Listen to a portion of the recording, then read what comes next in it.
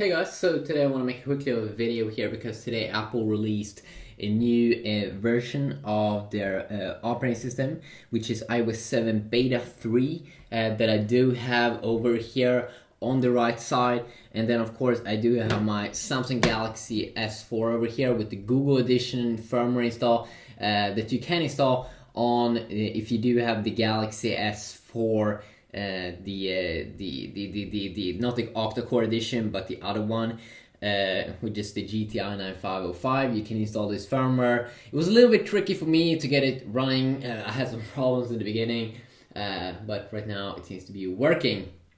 So that's pretty awesome. It's like the clean version of Android, which you do get here from Google. You can see here it's extremely snappy, good speed and all that.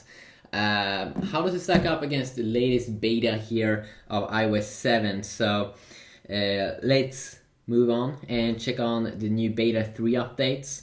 So the first thing of course is the status bar here. Like when we are on the lock screen, this bar up here gets a little bit bigger, so you can notice the size here right now.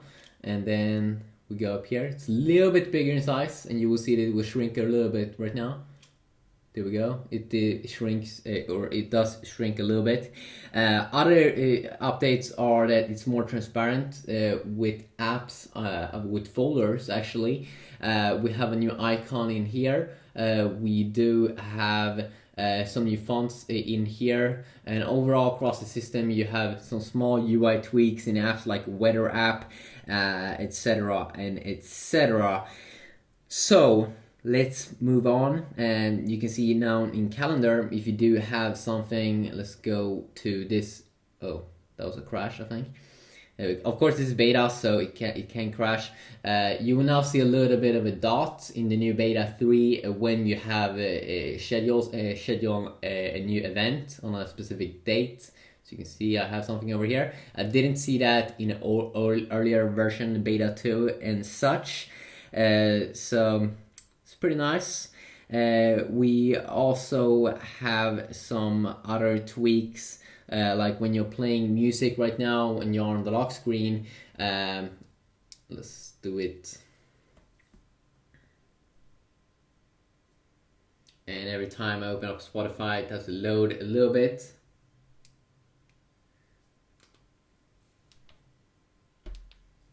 So you can see now, you can see the time up there in the middle.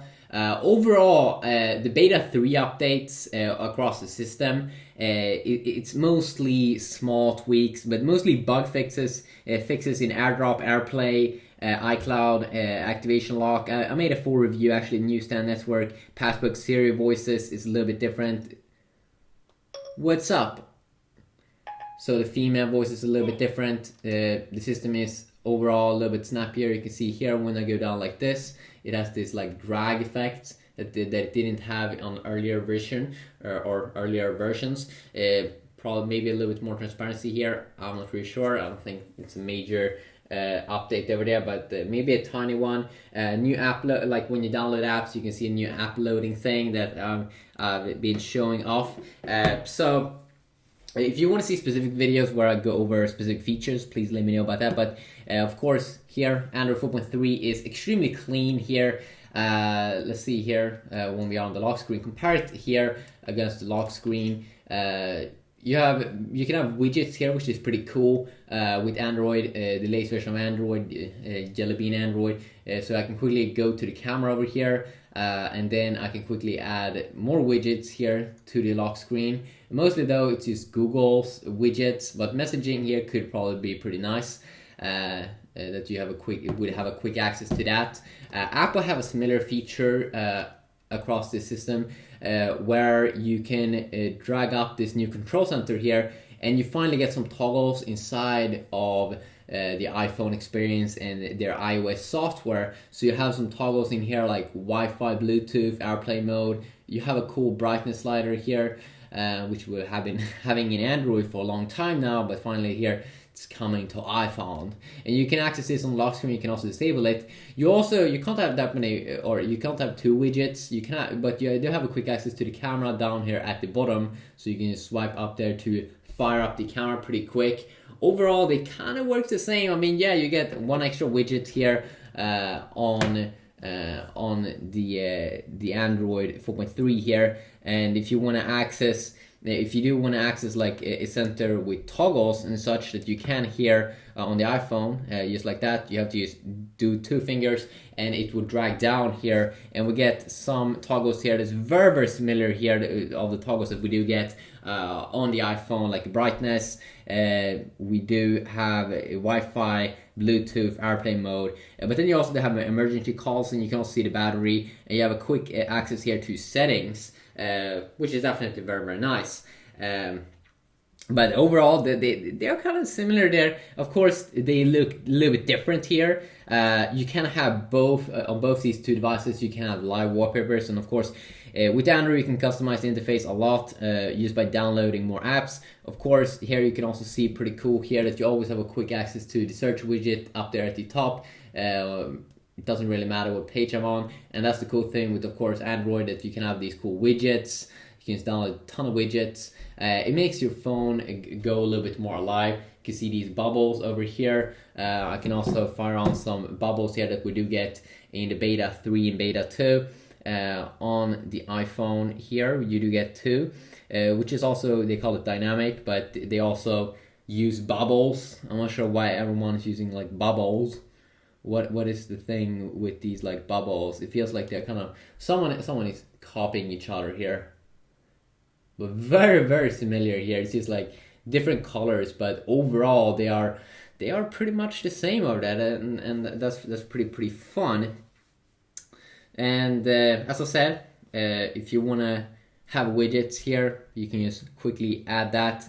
Where Apple just wanna have those apps. You can't have any widgets, and if you would swipe down, which I haven't done right now, this is basically their area where they focus on the calendar, and then also there's stocks if you're that much interested in that, and then also you have an all page here where you see all your notifications that you can clear off, and the missed stuff page. And it's very, very nice how they made here in iOS 7 that you have this kind of cool transparent effect here, which makes it look extremely nice. If you want to customize the iPhone even more, then let's hope that it will come out a jailbreak. It probably will come out some kind of jailbreak in the future for the iPhone 5, and you will definitely do enjoy that with iOS 7. And of course, jailbreak is like you're gonna make the device like an Android device that you can have more tweaks and edit more stuff. But usually your iPhone will get a little bit buggy if you are doing so. Of course, both phones come here packed with the big fat place to download a lot of apps. Of course, with Android, we just do have the normal Play Store here.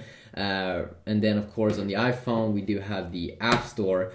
And in general, I would say that many apps still have a little bit of a higher quality in iOS.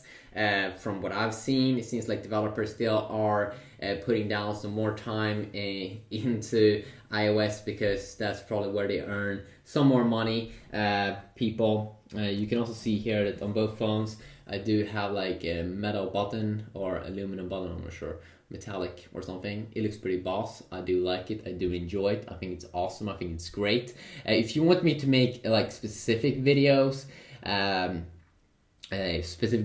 comparing the browser, comparing the camera, comparing more gaming, I've made that in earlier videos, but if you continuously want to see that in future videos, please let me know about that, and I will see what I can do. But that can definitely be fun. You can also check out the multitasking area here a little bit. So you double tap on the iPhone, and you have kind of the same system here where you swipe here in iOS 7.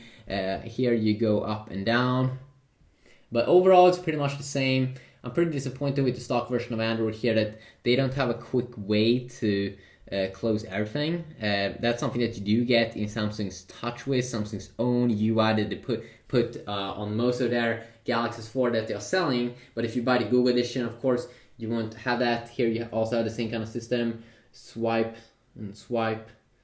And I think it's actually a little bit quicker here in Android to remove all of the apps, but in general that multitasking system is about the same. Of course, if you want to use some voice assistants with Android here, of course you would just use Google Now versus Apple's own Siri, which I probably can make a separate video about, because there's really interesting how many different things you can use it. Usually I just use it for alarm, to set alarms. So I just click on this little button, set alarm at 5 p.m. Setting alarm. And then I can quickly disable it. And same here goes with, of course, Apple and iOS 7. Set alarm at 8 p.m. Okay, I set an alarm for 8 p.m. And I can quickly disable it. But there's just so much more you can do with this voice assistant.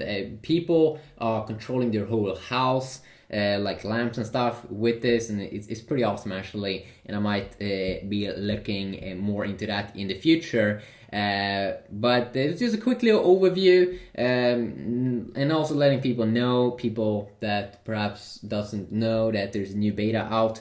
But of course, betas are only for the hardcore geeks and like developers and such. And this new beta mostly contains bug fixes. Of course, Android 4.3 here is extremely stable here also on the S4. It's really been optimized and such, and that's really awesome. So quickly a video here. Hopefully you enjoy. Leave your feedback down below, and I will see you all in the next one, hopefully. Yeah, peace.